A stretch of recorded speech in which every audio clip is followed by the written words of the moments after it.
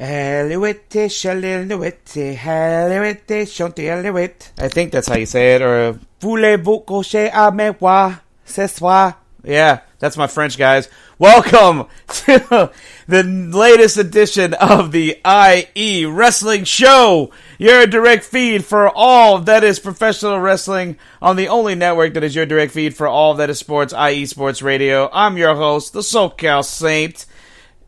Your boy, you know who it is. What's good, everyone? I hope you guys are having a wonderful Wednesday morning / afternoon, depending on what side of the country you are listening to me right now live on Spreaker. If you're listening to me on one of the many platforms after the show has aired live, Apple Podcasts, Google Podcasts, Spotify.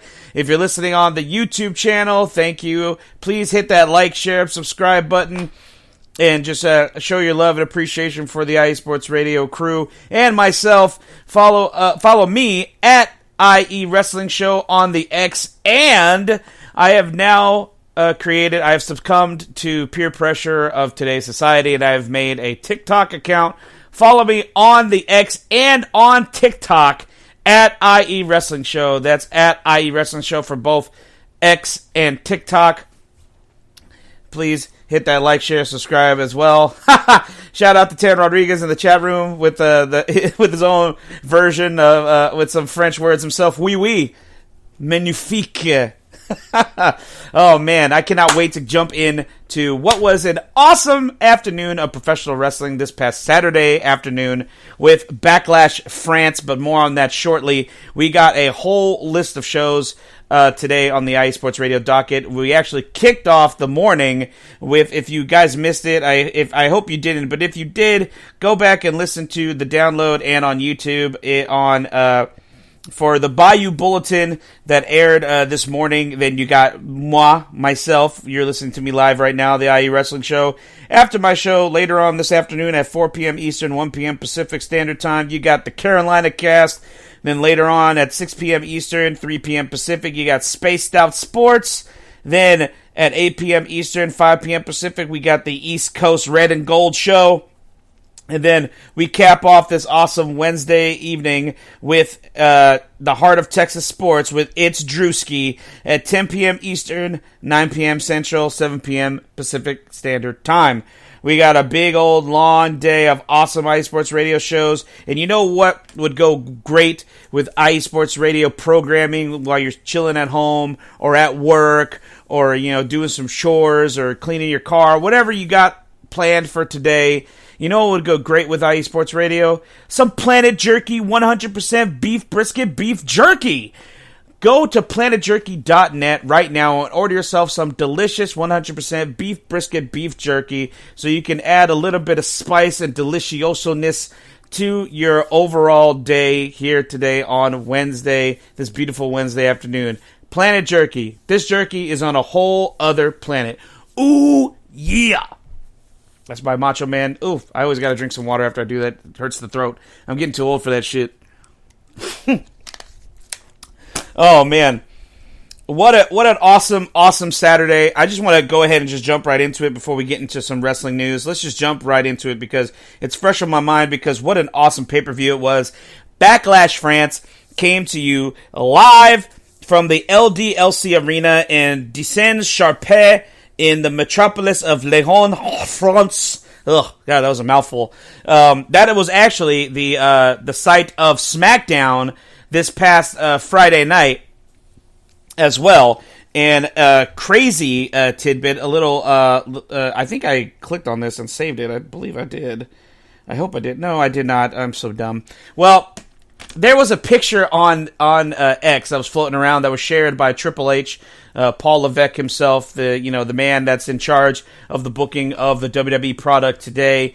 After the last Friday night SmackDown, which emanated from the same arena as the Backlash pay-per-view itself, premium live event, whatever. The decibel level, people in the crowd were getting messages on their phones and on their smartwatches that the decibel levels were hitting near dangerous levels where it could potentially lead to long-term hearing problems and or loss. and they were getting messages saying that because the crowd was so damn loud on on Friday, and especially on Saturday. This crowd was so damn pumped for the best professional wrestling on the fucking planet, none other than World Wrestling Entertainment. And could you blame them? Because it was a strong SmackDown, which led into an even stronger premium live event. I was highly impressed with the show. It only had about 5 or 6 matches for the card, but man, those matches meant, those matches were given a lot of time. They were given the right amount of time to tell the stories that they needed to tell, and each one was better than the last. I was definitely enjoyed each match more as the night, as the afternoon progressed. I was enthralled from start to finish when it came to Backlash France. And I love these international shows that the WWE is putting on, and we're getting a whole of a lot more this coming year, because the next one on the docket is later this month, in just 2-3 weeks from now. We have the King and Queen of the Ring premium live event live from Jeddah, Saudi Arabia. I know that's a touchy subject for some, but the WWE still has a few years left on their 10-year deal that was made, with the old he who should not be named when he was still in charge. So they still have to honor that contract. So they only, I forget how many more years they have. I forgot when this even started. Oh man, I can't remember. Was it 2016, 2017? It was something like that. I mean, it was yeah, so they have a few years left on that deal. I don't know if they're going to renew or what, but who knows? I'm sure we'll find out, in the coming years. But anyway, we have Jeddah, Saudi Arabia for King and Queen of the Ring. Then after that, we have the Clash at the Castle in Glasgow, Scotland, which tickets have gone on sale today. If you haven't already gotten your tickets, you booked your flights, you booked your hotels, Glasgow, Scotland is the site for Clash at the Castle. And the tickets are on sale now. Go to WWE.com for more information on that. And then right after the Clash at the Castle, we head to our good old neighbors of the North, Canada. We head to TO, Toronto, Ontario, Canada, for Money in the Bank, eh? And then after that, we make a quick little pit stop back here in the United States for SummerSlam, which tickets have also gone on sale, I believe, as well today, for SummerSlam, coming to you live from the Cleveland Browns Stadium in Cleveland, Ohio. And then right after that, the WWE superstars hit the road once again internationally to Bash in Berlin, Germany. Man, the thing about these international shows that I love so much is the time zone difference. I know some people complain about that shit. And then there was a whole lot of people, it seemed like it was about 50-50 online, where people were complaining about the crowd reaction, like how the crowd was acting. Like, of course, we as Americans, God, don't shoot the messenger, or don't kill me over my opinion. But we as Americans complain way too fucking much over some stupid shit all the time. One of them being the reaction of the French crowd this past Saturday and Friday for SmackDown and Backlash France, because apparently that rubbed a lot of people the wrong way. The way I looked at it is people were completely, man, why are they chanting like that? Why can't they just be silent and pay all this money for their tickets and not even care about what's going on in the ring like we do? Because, they think they're better than us? They're better fans than us? Yeah, probably so. Because it comes across so much more enjoyable when you're watching it at home, when you see the crowd in the arena is having such a fucking awesome time. So hey, American wrestling fans, step your fucking game up. Stop being dull, boring, and fucking pay attention to what's going on in the ring. And you know what? Do yourself a favor. You already spent the money to be in the arena. How about you enjoy yourself? Have fun. That's the reason why you paid all that money for the tickets. Because you are there to escape the mundane, everyday doldrum of your everyday lives for just a little while. Have some fucking fun and enjoy yourself. Don't be embarrassed to cheer and boo your favorite wrestlers. Don't be embarrassed to say whatever stupid chant is going on in the arena. Have some fucking fun. Enjoy yourselves and stop being such crotchety assholes. Ugh. There you go. Sorry, I just went on a little rant there. Anyway, let's jump into the Backlash review. Of course, like I said, this was this past Saturday. Awesome. Oh, excuse me. And we kicked off the evening, it was the evening in France, but the afternoon here in the United States with the first match on the card, which was definitely the best way they could have started the show, with the Bloodline 2.0, Solo Sikoa and Tama Tonga taking on Kevin Owens and the Viper Randy Orton. And this match was supposed to be just a normal tag team match between the two teams, but things went definitely out of whack from the start. These guys were beating the hell out of each other with weapons, going all over the crowd and in the ringside. This brought out multiple referees and officials, and then this brought out SmackDown general manager himself, Nick Aldis, and Nick Aldis said, "This will not stand. You guys have to quit it." And then he said some words in French that I don't understand, but then he said, "You guys want to go? Then you're going to go. It's now a street fight." The normal tag team match was turned into a street fight. All four men. Anything goes. There was no need to tag in or out. This was what it needed to be, especially after the weeks leading to this match. It was awesome. It lived up to everything that I hoped it would. A lot of crazy spots in this match, guys. There was one crazy spot that I actually shared on the X, if you follow me at IE Wrestling Show on the X. It was Kevin Owens picking up Tama Tonga for a brainbuster off the middle turnbuckle through a stack of chairs. It was insane. What an awesome spot that was.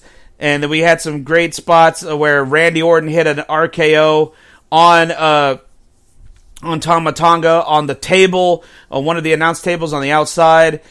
This match was going absolutely nuts, and I enjoyed every single second of it. I really thought we were going to get KO and Randy Orton getting the victory on this one, because it seems like it's been a while since I've seen KO or Randy Orton get a victory in quite some time, especially since they both lost at WrestleMania in their United States Championship match against Logan Paul. But that was not to be, and I think they made the right booking decision, because this new bloodline definitely needed a big win over two former world champions such as Owens and Orton, and unexpectedly, because the whispers online, all the whispers online through all the dirt sheets, through PW Insider and Fightful Select, that garbage, and Wrestling Observer, which is also garbage. All these dirt sheets were all saying like everybody was saying, "Oh, Jacob Fatu is going to show up." Jacob Fatu, former MLW World Champion Jacob Fatu, who is signed to the WWE. He is under contract to the WWE. Everybody was saying he's going to show up. He's going to cost Orton and Owens the match. He's going to cost Owens and Orton the match. He's going to join the Bloodline. Everybody was saying that Jacob Fatu was going to show up. Nobody had this. I didn't even think about this, because I didn't think his contract was even up with New Japan Pro Wrestling. No one can say that they called this. But when it looked like Randy Orton and Kevin Owens were going to win this match, out of nowhere, from under the ring, the referee's leg was pulled when he was trying to make the 3 count, and all of a sudden, the brother of Tama Tonga, former member of Bullet Club, and his one half of the Gorillas of Destiny tag team, Tanga Loa. That's right, Tanga Loa, the other son of Haku, showed up in the WWE. What? Mind blown. The Gorillas of Destiny were a huge tag team in New Japan Pro Wrestling, multiple-time IWGP Heavyweight Tag Team Champions. They were definitely one of the milestones and cornerstones of Bullet Club during its rise to fame during the time of the Elite and AJ Styles' reign as Bullet Club leader. Tanga Loa is in the WWE, and he is down with the Bloodline. He saved the match for his brother and his, MFT as well, Solo Sikoa. Solo hit the Samoan spike on Kevin Owens. 1, 2, 3. The Bloodline is victorious, and we have a new Bloodline member and Tangaloa. So it's now the Gorillas of Destiny, God, and Solo Sikoa, and a very frightened, almost skittish Paul Heyman by their side. After this match, we led into the triple threat match for the WWE Women's Championship. Bayley successfully defended her WWE Women's Championship against Naomi and Tiffany Stratton. This match, I look at it as Tiffany Stratton's coming out party. She definitely was the highlight of this entire triple threat match. Tiffany Stratton's going to be a star. I mean, if she's not already. I feel like she is. Tiffany Stratton is definitely hugely over with the crowd, both internationally and here domestically. I feel like WWE is going to be forced to end up turning her face, because technically she's still a heel, but she's getting these face reactions from the live crowds. It's only a matter of time before they have to just stop going against the grain and just give in to what the fans want, and they want Tiffy time. And Tiffany Stratton will one day wear that WWE Women's Championship. I guarantee it. Will it come sooner rather than later? That leads to that. We don't know yet. We don't know. I couldn't even think of the phrase right now. I know what I'm trying to say. You know what I'm trying to say out there listening to me live. But she definitely was the highlight of the match for me. There were some little parts in the match where I was like, oof, and it was with Naomi and Bayley. They kind of got mixed up there for a moment, and they had a couple of botches. But if you really weren't paying attention, you definitely didn't really notice it. But it still overall was a very, very good match. The three ladies put on a very, very entertaining match. Bayley getting the victory by pinning Naomi. I think it was pinfall. Yeah, it was by pinfall. Pinning Naomi 1, 2, 3 to retain the title. And this keeps it open for us to see Tiffany Stratton challenge Bayley at a later date, one-on-one for that championship, which I definitely think that's going to be the course going forward. Next match on the card, and man, what a reaction did this boy get. But prior to this is really funny to me that I caught this. I talked about this on my podcast, or not podcast. What the hell am I saying? I'm on my podcast now. I talked about this on the X, because I was live tweeting throughout the show while I was watching it. And main event Jey Uso was in the back prior to coming out for his match against Damian Priest. And they had this little backstage segment where he came face-to-face with his younger brother, apparently the new tribal chief, Solo Sikoa. And then he came face-to-face with the God, Gorillas of Destiny, Tama Tonga, and Tangaloa. And then, after the three of them walked past him, Paul Heyman's facial expressions are just so fantastic. Paul Heyman is saying so much without saying anything. Give this man an Oscar, because his facial expression, acting-wise, is just, you don't see that every day. I don't even think some of the best actors in the world could pull off what Paul Heyman is doing, because he is saying so much without saying anything. The way he looked in the ring after the Bloodline was victorious against Owens and Orton, he had this look on his face of pure shock and dread and just terror on his face. And like I said, he was skittish. He was, because he was almost shaking as he was putting up his one finger in the air along with the God and Solo. And then this backstage segment followed shortly after the three of them walked past Jey. Jey came face-to-face with Paul, and Heyman looked at Jey and just he looked in just pure sadness, pure dread. He looked at him and he shook his head, and this it looked like Paul wanted to cry almost. It was like Paul was like telling him, I don't know what's going on. I don't agree with it. Watch your back, Jey. And then he went on his way and followed after the Bloodline. But that was such a key little moment. I feel like they're already planting the seeds. They're already planting the seeds for Roman Reigns' eventual return. And when Roman comes back, when the tribal chief returns, the real tribal chief returns, he is going to get the hugest babyface pop I mean, he's going to be mad. He's going to be super over. Let's just be honest. Because this bloodline is definitely different from the original version of the group. Because the original version of the group, the bloodline with Roman, with Jay, with Jimmy, with Solo, they kind of had this cool heel factor. Much like in the same vein of the only other cool heel factor or group that I can think of would be the NWO. That's the closest thing I can compare it to. Because when the NWO was at its peak, they were so fucking over, it was hard to hate them because they were so fucking cool. Hollywood Hogan, Scott Hall, Kevin Nash, they were cool. They were cool heels. They were the it factor. They were the reason why WCW was kicking WWE's ass for so long in the late 90s, because they were just so fucking cool. It was cool to be bad, you know what I'm saying?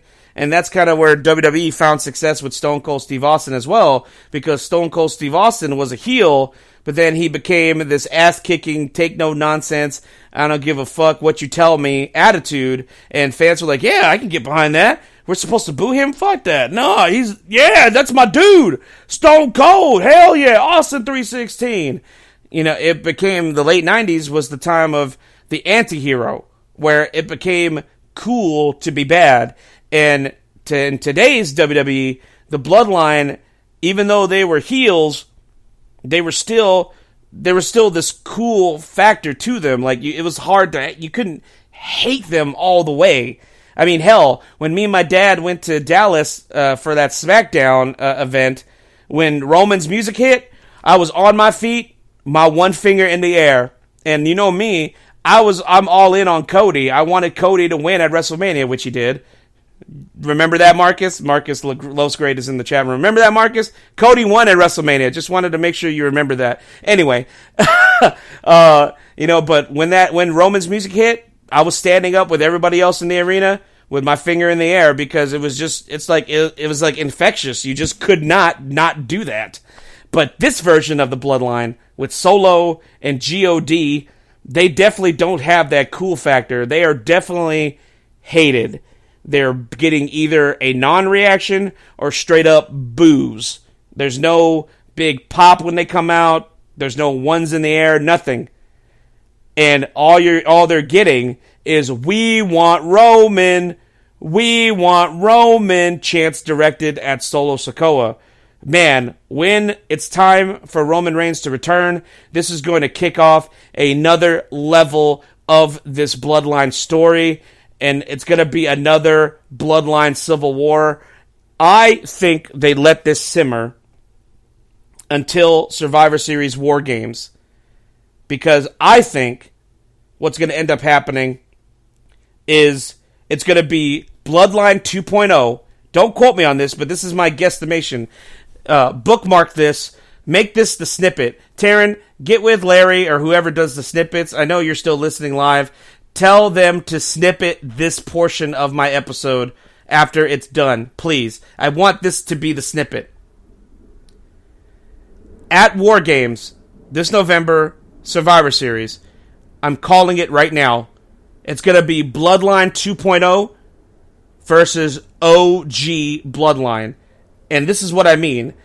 I think it's going to be Solo Sikoa, Tama Tonga Tangaloa, the Gorillas of Destiny, and Jacob Fatu as Bloodline 2.0 versus OG Bloodline, the honorary Uso, Sami Zayn, Jimmy and Jay, the Usos, and the real tribal chief, the head of the table, Roman Reigns. That is what I see in the future. That's what I see for War Games this coming November. And I think the outcome of the match, depending on who or what gets involved, I think will lead to the main event of next year's WrestleMania, which I think we're finally going to get the one-on-one match we didn't get this year, Roman Reigns versus The Rock. But that's just my guesstimation. You know, anything could happen between now and November, and then from November to next April. But I want it to be noted that I said this today, Wednesday, March 8th. So, so if it does happen, I could be like, I told you so. So this led in all that aside, I totally went on a tangent there. But hey, shout out to Ralph Khalees in the chat room. Shout out to you, sir. Did I say March 8th? Damn it. I meant May 8th. Sorry. Thanks, Ralph. Shit. What the hell, man? I'm having a day, man. Mark, don't remind me. Yeah, I'm gonna remind you. Every time you pop up in my chat room, I'm going to remind you. Cody's the champion. Remember that. Anyway. Okay, so the next match on the card was a match that I'm not going to say I wasn't excited to see, but I was just kind of watching with bated breath, you know. I was like, let's see how this turns out. But it ended up being very, very entertaining, especially with the way it started. That French crowd was all in on main event Jey Uso. Yeet! Yeet! They were yeeting all over the place, man. That sounds a lot more dirtier than I intended. Anyway, main event Jey Uso came out. The whole crowd is bouncing up and down with their hands. They got lights going on. The Fireflies were in attendance that night. Shout out and rest in peace to Bray Wyatt. Even Jey Uso mentioned that on his official Instagram account when he shared the video of his entrance from Backlash France. But man, this crowd was so pumped and hyped for Jey Uso that the hard cam, you know, the camera that faces the ring for us, watching at home was literally shaking as Jey Uso was in the ring. That's how fucking pumped that crowd was for Jey Uso to challenge Damian Priest for the World Heavyweight Championship. And man, what an awesome match it was. It ended up being a really good match. Damian Priest, in a strong showing to show everyone that he does deserve. I mean, maybe this may be a touchy opinion, but I definitely believe he deserves to have that championship title, and I think his match with Jey proved it.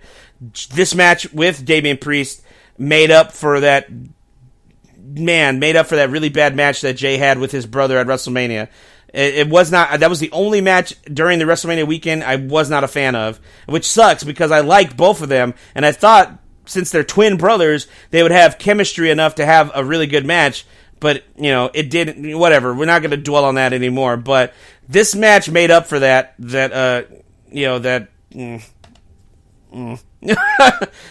match. So Jey Uso really showed that he deserves to be in a main event spot with this match. Even in defeat, sometimes in defeat it makes you a bigger star, and I feel like this really helped Jey and putting him over even more, and it helped put over Damian as a viable world champion. And then another planting of the seed that I feel is coming sooner rather than later is Damian Priest is going to end up turning face at some point, because you could see dissension already in the ranks of the Judgment Day, because after Damian Priest won the match, JD McDonough and Finn Balor, who he already didn't want to be at ringside with him because he said he wanted to do this on his own, started attacking Jey Uso after he had already won the match, and Damian Priest seemingly came to Jey's defense, taking Finn Balor and JD McDonough off of him, and, you know, basically, man, he kind of bitched out Finn. Like, he grabbed Finn by the beard, like, by his face. It was just like, what are you doing? You know, like, get off of him. It's over. It's done. I won. It's over. Like, but apparently they apologized to one another, and everything's all right and happy and dandy in Judgment Day land, apparently, after this past Monday Night on Raw. But I don't know. I feel like that was definitely the first seed planted for the eventual either Damian's turning on them, or they're going to end up turning on Damian. The second to last match on the card, which was definitely one of the most exciting matches of the night. I was so enthralled with this match. What a match this was. It was the tag team match for the WWE Women's Tag Team titles. Bianca Belair and Jade Cargill defeated the Kabuki Warriors, Asuka and Kairi Sane, to become the new WWE Women's Tag Team Champions. Jade Cargill getting her first taste of WWE Gold, and Bianca Belair is now a Triple Crown champion, having now held the SmackDown, Raw Women's, and the now WWE Tag Team Women's Tag Team titles. The only championship that Bianca has yet to hold that would make her an official Grand Slam champion amongst the women would be the NXT Women's Championship. Well, I guess until they, bring out that NXT North American title, but I don't see Bianca going down to NXT and winning the NXT title like Becky did. But who knows? Maybe one day she will. But what a match this was! The chemistry between Jade Cargill and Bianca Belair is very, very strong. They come across so well as a tag team, and this is definitely the best match of Jade Cargill's professional wrestling career. All those AEW drones and cultists that say that she was better in AEW don't know what the fuck they're talking about. Because if you go back and watch some of her matches, it is some of the most garbage wrestling you will ever see. And I mean that in the nicest way possible. I like Jade. I'm a fan of Jade. I think she's gotten so much better since coming into the WWE system because you know why? They trained her. Simple. They took her, told her, like, hey, we see your potential, but we have to have that potential grow, and we have to look at the positives and eliminate the negatives. We have to train you the right way. Because she definitely didn't get that training while she was down in AEW. I feel like they put her on TV way too soon, and then they put her on this Goldberg-like streak where she was making mistake after mistake after mistake in these matches that were horrible squash matches. It was awful. It didn't benefit Jade in the least in terms of her wrestling ability, but coming to the WWE has definitely been the best decision of her wrestling career because she is now fine-tuned, or I wouldn't say fine-tuned, that's a little stretch. That's a bit of a stretch. She's definitely a lot more comfortable in the ring than she was previously. I mean, hell, during this match, she hit a springboard cross-body block on Asuka and Kairi Sane. She never did that in AEW. And she hit a beautiful reversal from Kairi Sane and hit her with the... what the hell she call her finisher? Is it the Storm Chaser? I don't know what the fuck she calls her finisher. I mean, it's a glam slam. It's Beth Phoenix's former finishing move. But what an awesome match this was. The crowd was hot for this entire match, and the right team won this match. Jade Cargill and Bianca Belair being the WWE Women's Tag Team Champions, I think, will benefit the titles more than the titles benefiting them. Because for so long, that's one of the things that WWE fans have always been critical of, is the way that they've handled the WWE Women's Tag Team Champions, myself included. And I feel like this is the right team to hold the titles, to make them seem more important. I want this team to have a year-long reign with the titles. I want this to be such a dominant title reign that it makes it more... and it makes us fans more invested when the eventual turn comes. Because Jade is a natural heel, so it only would make sense that at some point, Jade is going to get full of herself, and she's going to turn on Bianca, which will lead to this dream match between the two of them, Jade Cargill and Bianca Belair. Maybe at next year's WrestleMania. Who knows? But that's definitely where I feel that's where it should lead. And the main event for the undisputed WWE Championship, the American Nightmare, Cody Rhodes, successfully defended his undisputed WWE Championship against the phenomenal AJ Styles. This was a first-time meeting of two former Bullet Club leaders. And hell, they're meeting in a WWE ring. That's even crazier. Funny thing, AJ Styles wrestled Cody's father back in the early days of TNA for the NWA World Heavyweight Championship. AJ Styles was the NWA World Heavyweight Champion at the time, and he defeated the American Dream Dusty Rhodes on one of the weekly TNA pay-per-views in the early days of TNA. And I think it was like in 2003. That's insane.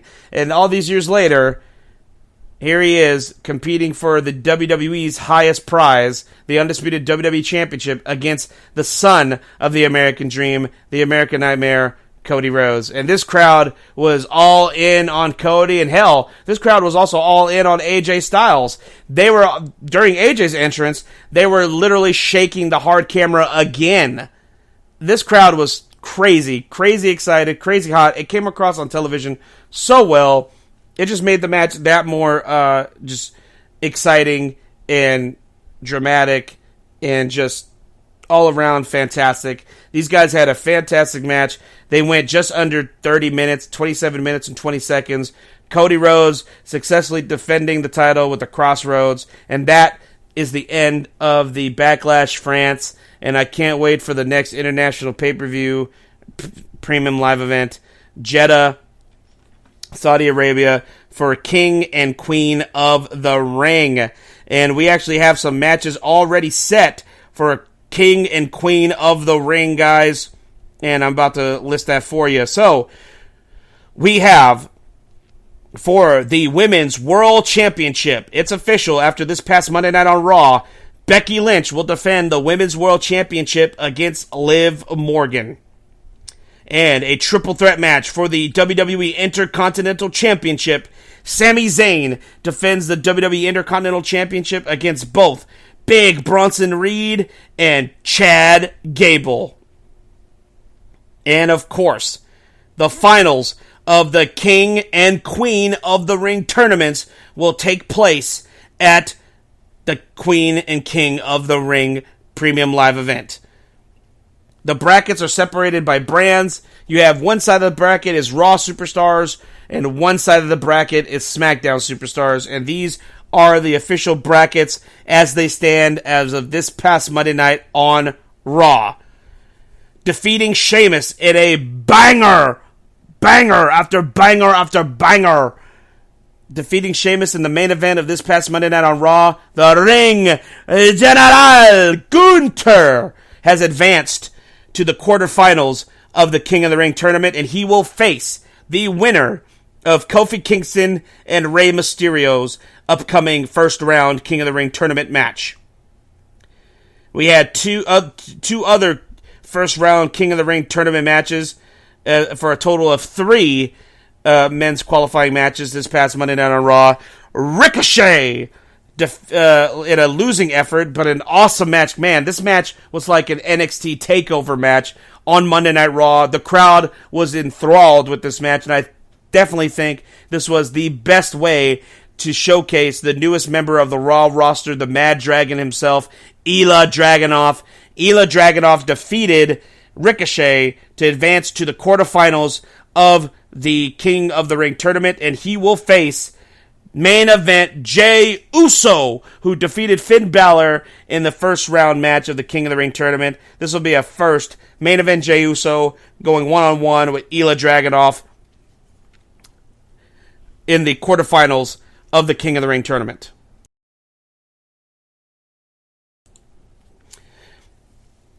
The following matches are still yet to be decided for the first round matches on SmackDown. I believe some of them will take place this coming Friday on SmackDown. I don't know if all of them will, but the remaining first round matches are set. The phenomenal AJ Styles will go one-on-one with the Viper, Randy Orton. Baron Corbin, returning to SmackDown, will challenge the newest face of SmackDown. He is him, Carmelo Hayes. Santos Escobar of Legado del Fantasma will go one-on-one with the megastar L.A. Knight. Yeah!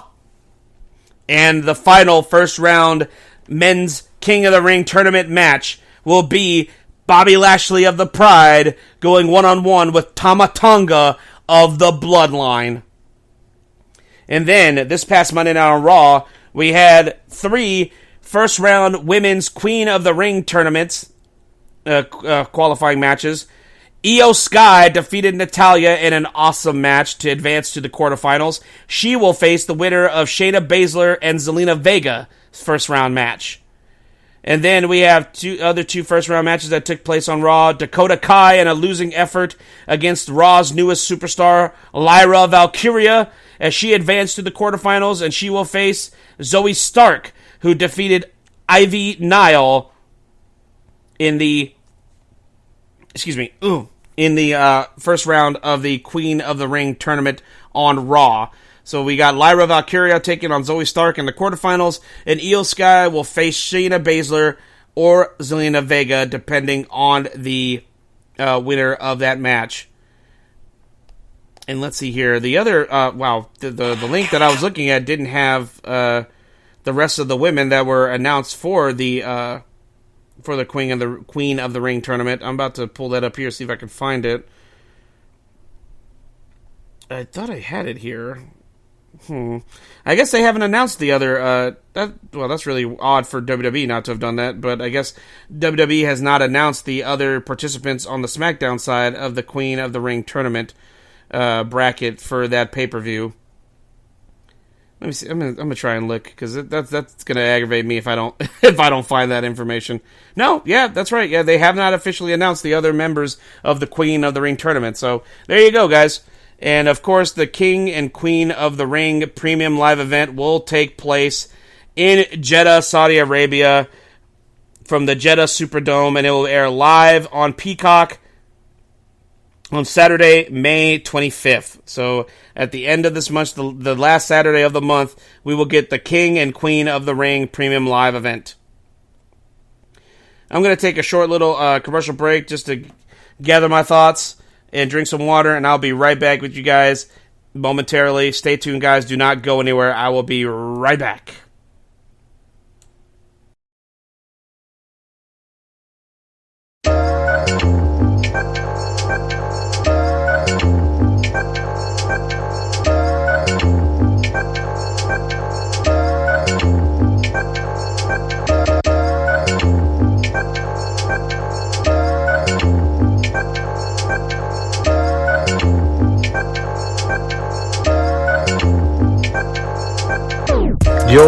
Yo, what's going down? This is Spaced Out Sports with your host, J-Man, giving you all Houston sports straight from the source, brought to you IE Sports Radio, your direct feed for all that is sports. In this show, we're going to talk about everything Houston, through and through, and everything. We're going to talk about the surrounding areas. We're going to talk about local sports, everything in Texas in general, mainly Houston, but we're going to talk about everything in the sports world. I want to hear from y'all. Y'all definitely going to hear from me. We're going to go from anything all over, from football to MMA to everything. Let's have a good show.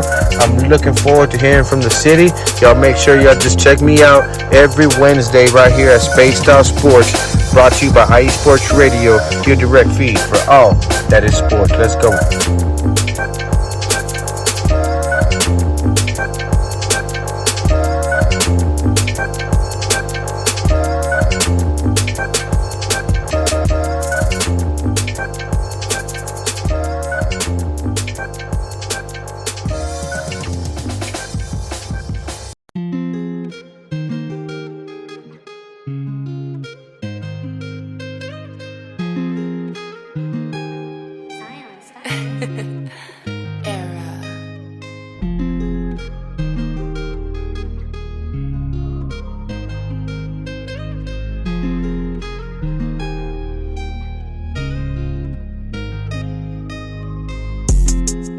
What's good, everyone?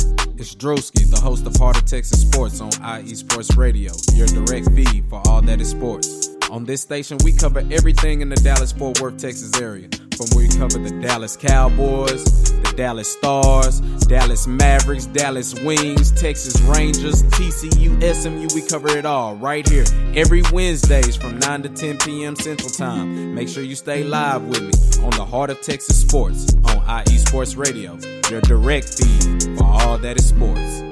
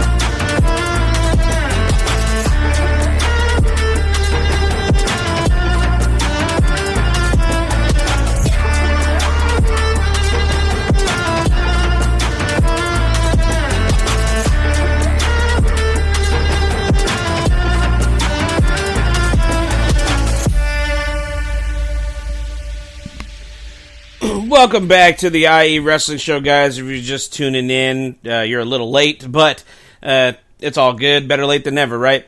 We went over in depth into Backlash France, my review of the show, which I believe was a 10 out of 10. I definitely enjoyed the show, and then I dropped, just my opinions on what I feel like is what the future storylines of the WWE with the seeds that were planted during Backlash will lead to.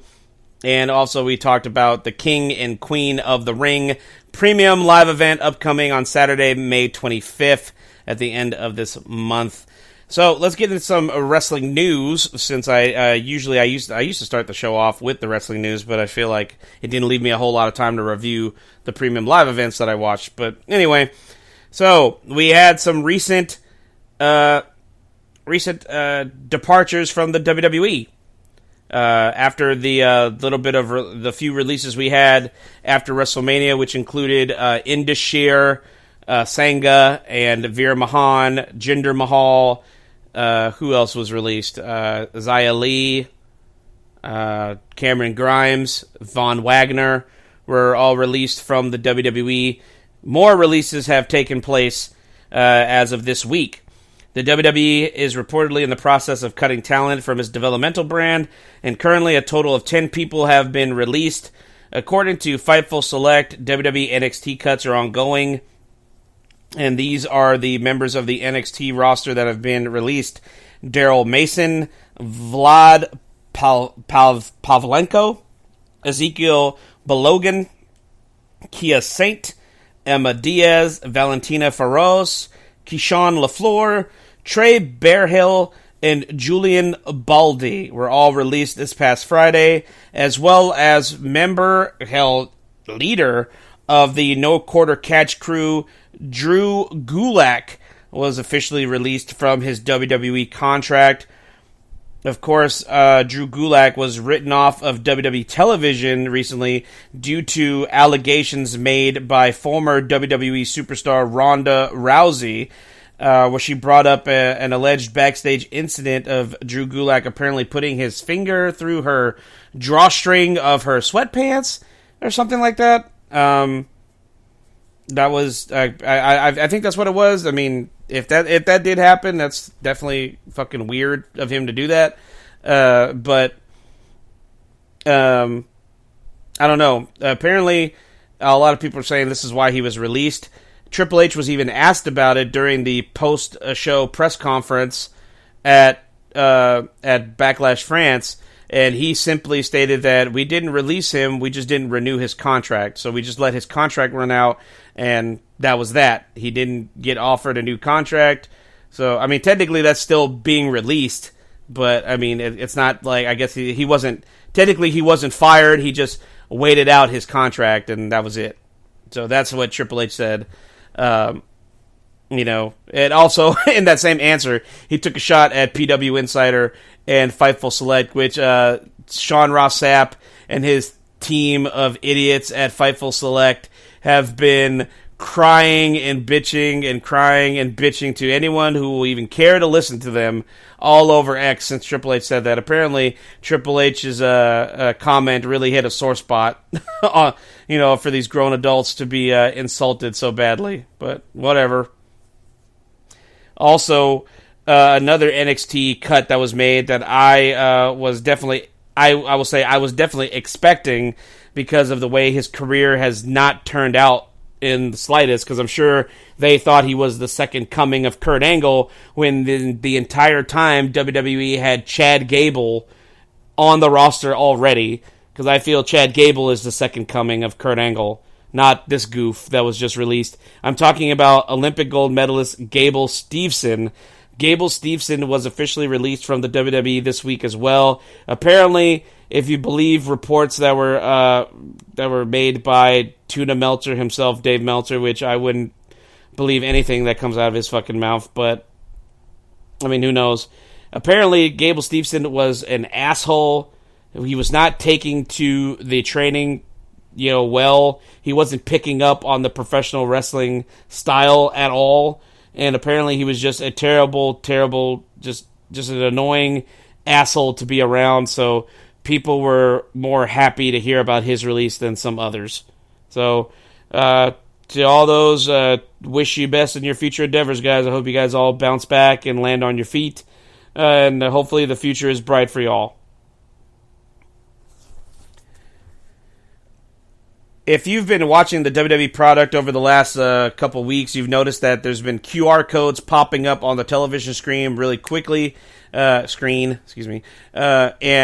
whenever you catch that QR code and you scan it with your phone, it takes you to a random video, like just crazy images, horror images. It's definitely teasing the reportedly Wyatt 6 stable. And this is a report that was brought out by PW Insider. According to reports, the Wyatt 6 stable members have been revealed as Bo Dallas, the real-life brother of the late, great Bray Wyatt, Nikki Cross, who hasn't been seen on WWE TV in quite some time, another person who hasn't been seen on WWE television in quite some time, Dexter Lumis. Reports, if they are to be believed, this man has re-signed with the WWE. Former member of the Wyatt family, Eric Rowan, is set to return to the WWE with this stable. And former member of the NXT roster, now apparently being called up to the main roster with this group, will be Joe Gacy. Joe Gacy, I feel, is definitely perfect for this, as is, of course, Rowan. Nikki Cross is most definitely. And Dexter Lumis, I think, will actually fare pretty well with this group. That's obviously only 5 members thus far, so there would have to be another member of the faction added eventually to round out the name Wyatt 6, which a lot of people think will end up being Alexa Bliss when her time to return to the WWE comes. But this is shaping up to be something interesting. Am I going to hold my breath in anticipation? No, but I'm definitely intrigued. I'm interested. I'm just going to wait and see how it turns out. But I think this would be a nice way to honor the legacy of his brother, Bo Dallas's brother, Bray Wyatt, and to keep his memory alive somehow.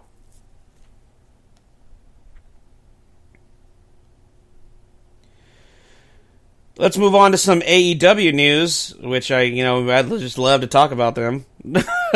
Dave Meltzer of the Wrestling Observer newsletter, of course, believes that many fans may no-show tonight's AEW Dynamite due to the NHL Stanley Cup game between the Edmonton Oilers and the Vancouver Canucks. Here's a quote. It's going to be really tough because they're in Edmonton and the Oilers are in the Stanley Cup against the Vancouver Canucks that day.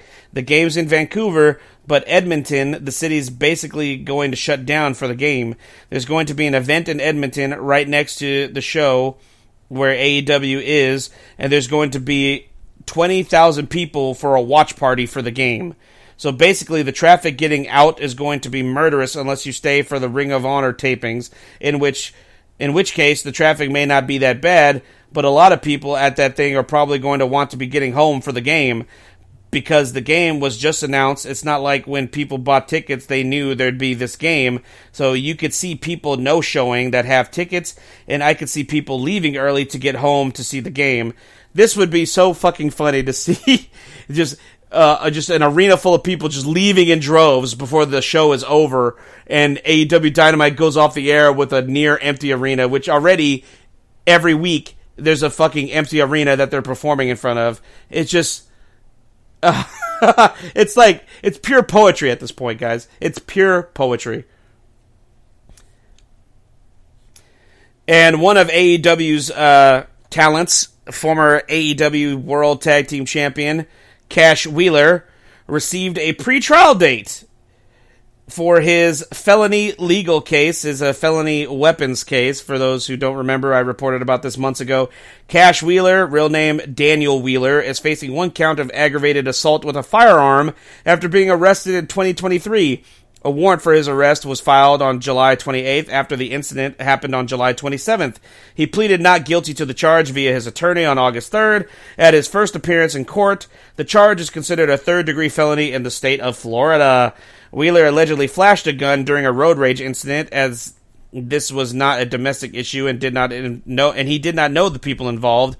All Wheeler's firearms had to be turned over to the local sheriff's department until the case was over. According to court documents obtained by PW Insider, the AEW star has a pretrial hearing set for, this happened yesterday, May 7th, and Wheeler appeared in court. At least he should have. Then he will go back to court to start the trial on May 20th. Throughout the process, he has continued to be booked by AEW. His last match was at Dynasty in a ladder match for the vacant tag team titles, where his tag team partner Dax Hardwood reportedly suffered a concussion. Wow, I didn't even know that about Dax, which probably makes sense because Dax has been going like fucking psycho on X, and apparently he's started an online feud with former WCW president Eric Bischoff. So maybe we can just chalk that up to the concussion. We'll see. Let's transition. Since I already talked about AEW, might as well just talk about their upcoming pay-per-view. Their next pay-per-view will be AEW Double or Nothing. Double or Nothing will take place during Memorial Day weekend, which actually takes place the day after the King and Queen of the Ring. So that's going to be a weekend of wrestling. King and Queen of the Ring takes place in Jeddah, Saudi Arabia on Saturday, May 25th. The following day, Sunday, May 26th, live from the MGM Grand Garden Arena in Las Vegas, in the Las Vegas suburb of Paradise, Nevada, Double or Nothing will emanate. And these are the matches that have been announced so far. So far, only 4 matches have been announced for this pay-per-view. Willow Nightingale will defend the AEW TBS Championship against Mercedes Moné in what will be Mercedes Moné's official first match in AEW. Roderick Strong will defend the AEW International Championship against the aerial assassin Will Ospreay. For the AEW Women's World Championship, Timeless Toni Storm will defend her AEW Women's World Championship against Serena Deeb. And the main event, the singles match for the AEW World Championship, Swerve Strickland will defend the AEW World Championship against Christian Cage. And yeah, so that is the card so far for AEW's Double or Nothing at the MGM Grand Garden Arena in the Las Vegas suburb of Paradise, Nevada. I want to see this. I want to see if I can find the ticket sales before I have to go off the air. I want to see if I can troll AEW just one more time before I get off the air. Let me see here. Stay with me, guys. I'm looking. I'm trying to do this as fast as I can. Usually my fingers move a lot faster than this because of my job. I type for a living.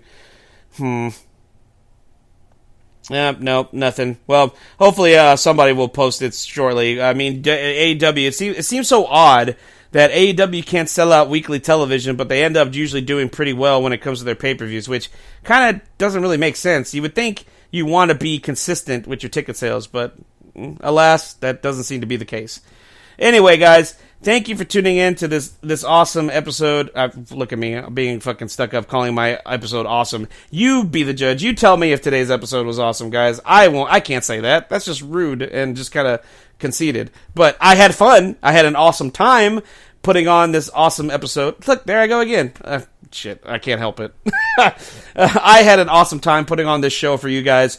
Thank you for tuning in. Like I said, please hit like, share, subscribe on YouTube, on Spotify, Google Podcasts, Apple Podcasts. Please follow me on X and Twitter. God damn it, I was about to say X and Twitter. Follow me on X and TikTok at IE Wrestling Show. That's at IE Wrestling Show on both X and TikTok. Follow your boy. Thank you for tuning in. Next week, guys, it's a big, big celebration for IE Sports Radio. It is our 10-year anniversary, guys. We have hit a fucking decade on the air. Not my show, but IE Sports Radio as a network has hit a decade. And, guys, I will be announcing shortly what my plans are for that event next week. I cannot wait. Thank you for tuning in. Shout out to all the iSports Radio Familia that joined me live. Ralph Calise, Marcus Losgreat, Taryn Rodriguez. Thank you guys for tuning in. Much love to all the fans out there listening. Much love to you as well. Stay blessed, stay safe, and I'll see y'all next week. Peace.